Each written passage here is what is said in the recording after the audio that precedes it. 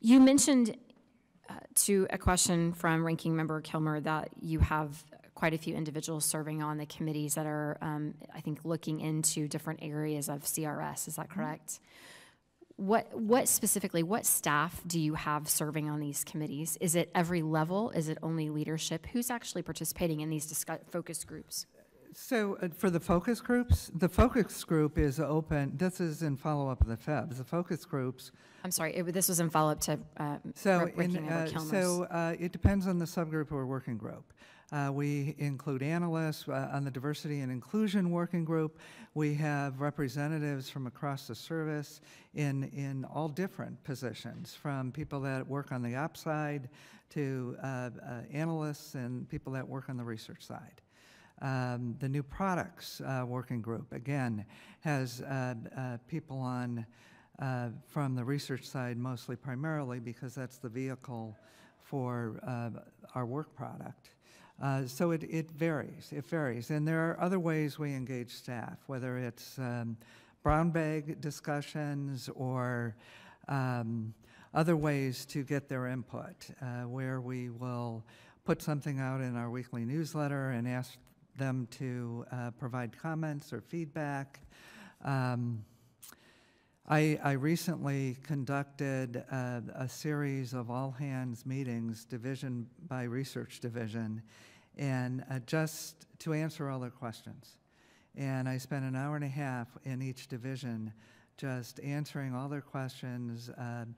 If I may, in regards to what specifically? So it was about a lot of different things, about some of the policies that are in place, particularly our new hybrid work environment, telework. There was one or two questions about artificial intelligence and how is that going to impact our what we do, our work, since there are some solutions or some programs that can now generate content and text. So it's sometimes they have questions about hiring, and so it's really whatever. So more of a town hall type format. It's a town hall type format. A lot of questions were related to the recent experience that they had coming through a global public health emergency, the transition back onto on-site work, how that was working. So it's really a mix, whatever is percolating at that moment. If I'm hearing you correctly, you're suggesting that you're not going to be putting some sort of quantitative number across the board for every individual. Is that right? Because I think to Ranking Member Kilmer's point, somebody that's in tax policy may have a lot more due diligence to be able to put out a product versus somebody that's maybe doing, I don't know, science-based initiatives. And so I think that's where I would concur that maybe that's a concern that we have if you're in fact trying to put some sort of benchmarks or floor in place, how that's going to be. They're actually what the numbers are. The average legislative attorney will answer so many requests a year, but the range is this. And it's not a quota or a benchmark that someone has to get over.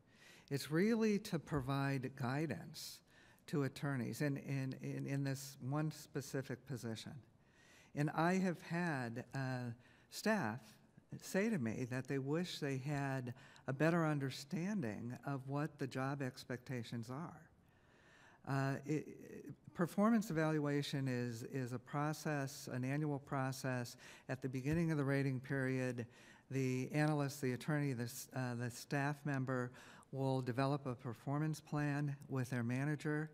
There will be check-ins throughout the rating period. There's a formal mid-year evaluation and then a final evaluation.